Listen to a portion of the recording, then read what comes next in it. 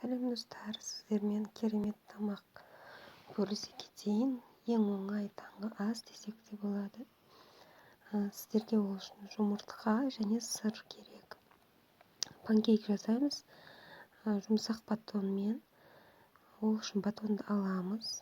Жұмыртқаға тұз сеуіп дайындап аламыз.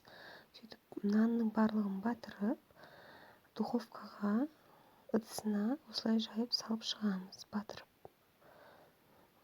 Бетіне сырды теркадан өткізіп, жағып, духовкаға 15-20 минутқа салып аламыз. Өте керемет таңғы ас болады.